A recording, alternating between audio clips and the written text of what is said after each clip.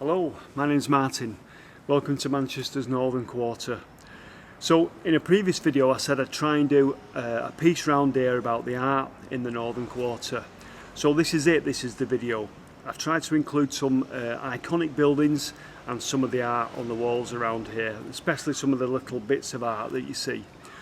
If I've missed something, I do apologise, but this is my take on the Northern Quarter. So I hope you enjoy the video and thanks for watching.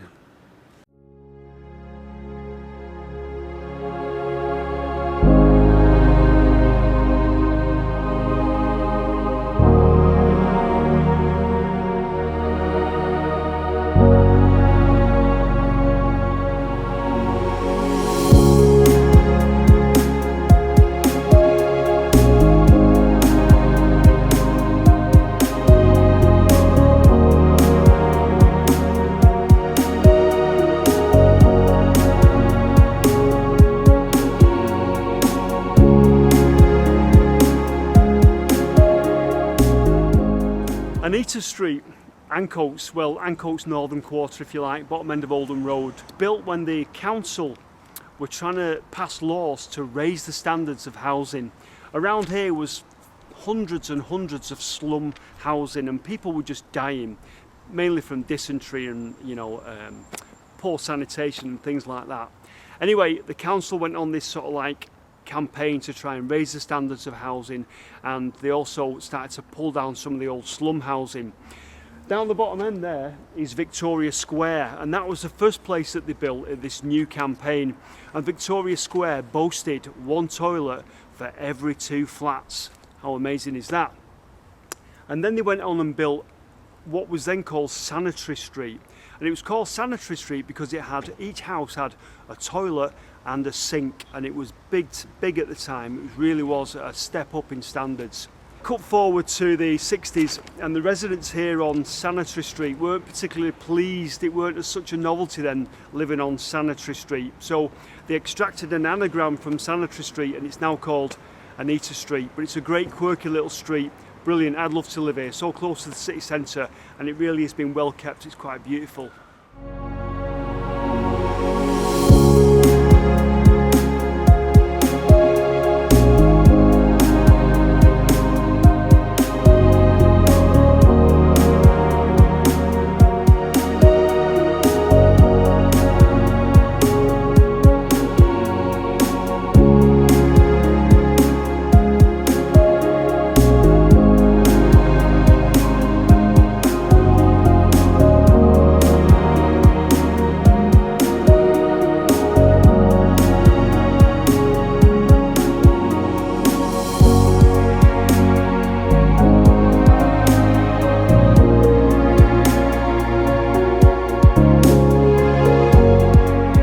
Now, one of the Northern Quarter's iconic buildings is Band on the Wall. I'm sure you've heard of it, but it never used to be called Band on the Wall. It used to be called the George and Dragon Pub.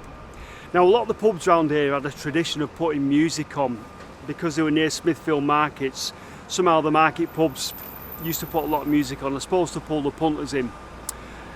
And it wasn't until the 1930s that a famous landlord called Ernie Tyson decided to start putting a regular band on here. Now I think it was just like a piano accordion player or something like that, and he made this makeshift stage and shoved it back of the pub high up for some reason, and the place got the nickname of Band on the Wall.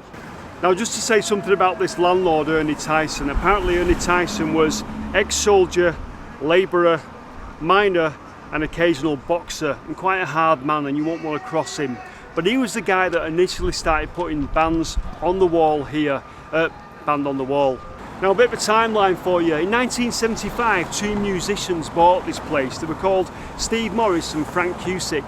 Now, it wasn't Steve Morris from Joy Division or New Order. Well, they bought the place in 1975 and started to put regular music on there. And the place then officially became known as Band on the Wall.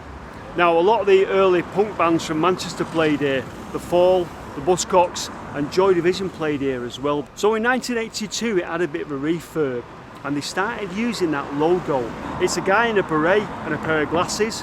Now you might think that's just to do with the world music theme of Band on the Wall, which it has got. It plays they put a lot of world music on there. But that person, that logo, the person in the glasses and the beret, that is actually a person, and his name is Thelonious Monk. And he was a jazz player from America, a jazz pianist from America, and he had this very unique style of playing improvised piano. And that's what the logo is about. It's actually Thelonious Monk.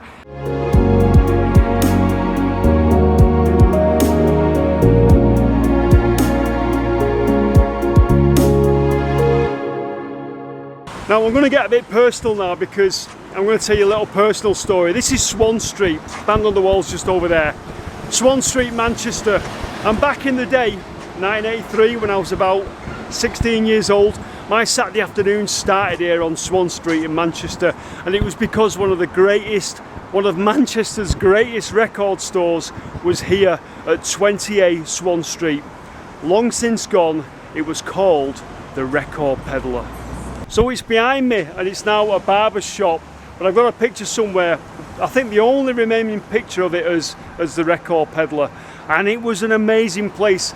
Now, I used to go in there on, like I say, Saturday afternoon, big narrow dark shop, and it was run by two guys called Mark and Craig. I used to go in, and it was almost like an outlet for factory records, as well as every other brilliant 80s band you'd ever heard of.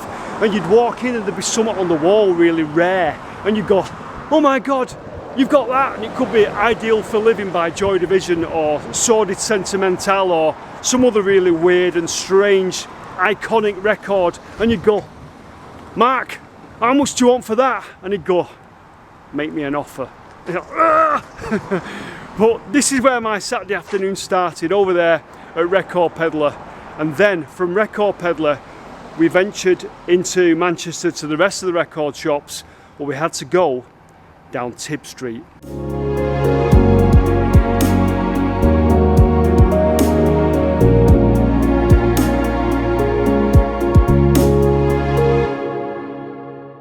Sex Pistols, you can hear them warming up in the background even now.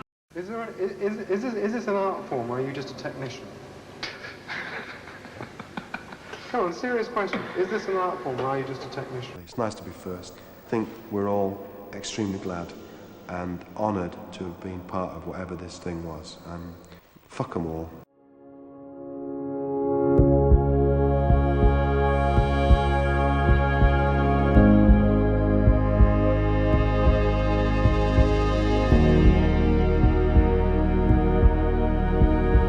Here's the truth. So now you can hate me. I don't love you anymore. I don't want to lie. It's over. Goodbye.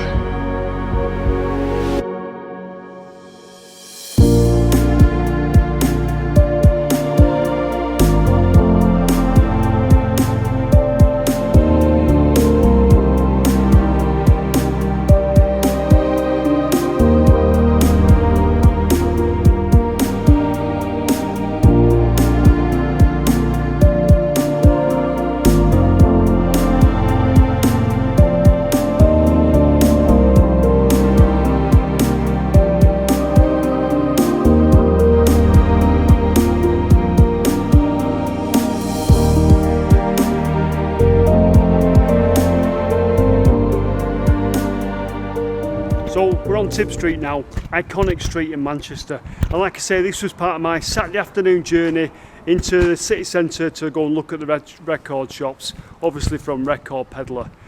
But reel back a bit to the 70s, and Tib Street used to be very famous for pet shops, and it had a joke shop on here. And I think my parents, my mum and dad, brought me down here in about 1970 odd, when I was about 7 years old.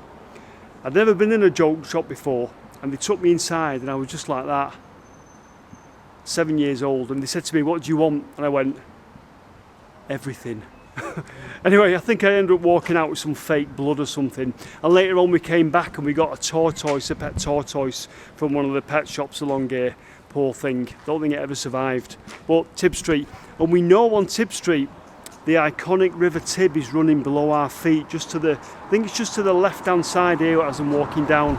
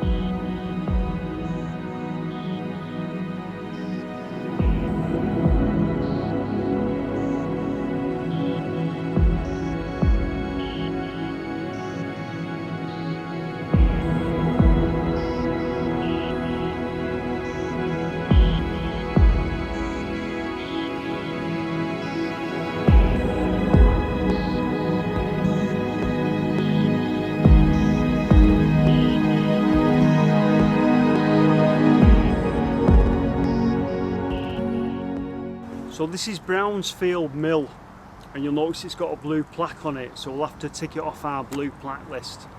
But it was built as a mill in 1825. But more importantly, in 1910, two brothers moved in there who were building aircraft. Now these two brothers were called Elliot and Humphrey Verdon Rowe. They became the company AV Rowe. Now 1910, this was early stages of manned flight and men building aeroplanes, and I'll just give you a little story to illustrate how early it was in our aviation history. Elliot Verdon Rowe wrote a letter to the Times, and he was complaining about the lack of interest in motor-driven aircraft. He got a swift reply from the engineering editor of the Times that basically said to him that all attempts of artificial aviation were doomed to failure. Anyway, nonetheless, by 1914, AV Rowe had to move out of here into bigger premises in Miles Platting. And up on the top floor in that building, they found an old triplane, which is now on display down at the Science and Industry Museum. But that's Brownsfield Mill, and you drive past it on Great Ancoats Street and you'd never know anything about it at all.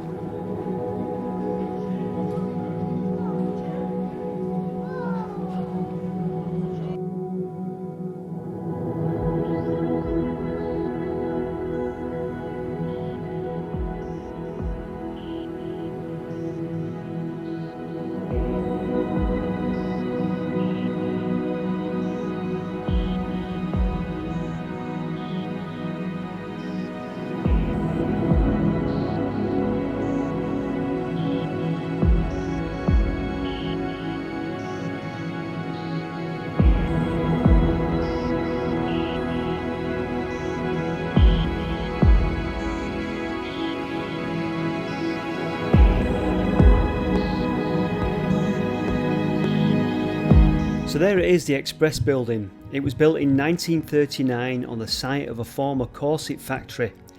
It was designed by Sir Owen Williams, and he also had a hand in designing Spaghetti Junction in Birmingham. It was space age futurist art deco style, and it was highly radical at the time. Anyway, that is Manchester's youngest grade 2 listed building.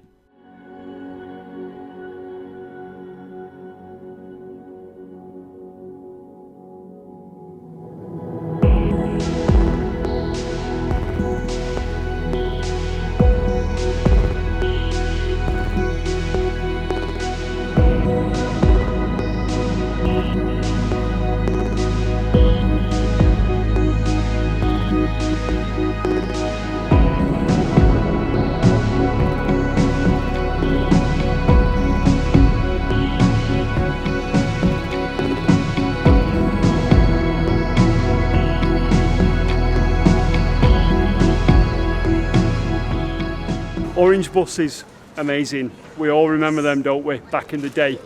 Now this mural is absolutely fantastic, and it's just been finished, and the man that painted it, Tony Kelso, is actually here, and he's going to tell us just a little bit about it.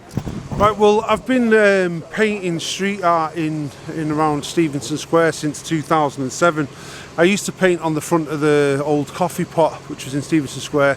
It's since been closed down, and there's a new place called West Central, and there's a barber's opposite.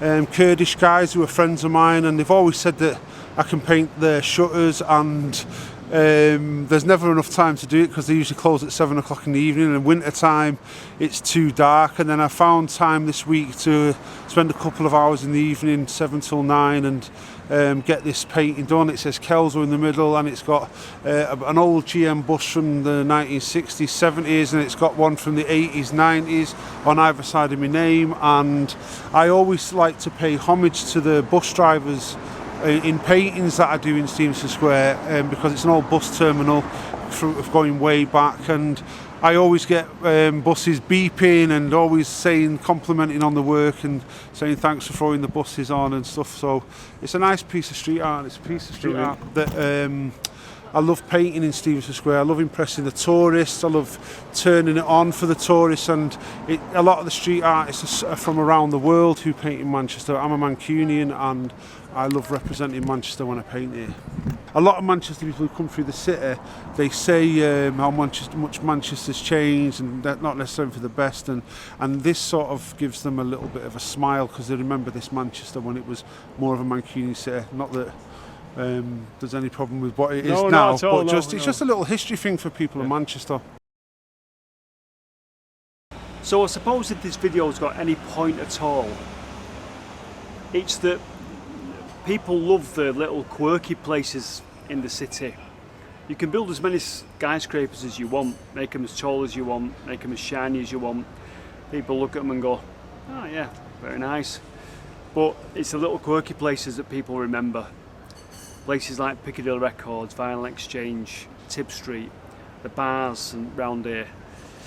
So I'd hate to see this go. I'd hate to see the corporate move in, because Tib Street in particular is staunchly independent. With a bit of luck it'll stay as quirky and as unique as it is. Anyway, I hope you enjoyed the video. Thanks for watching, and I shall see you very soon in the next video.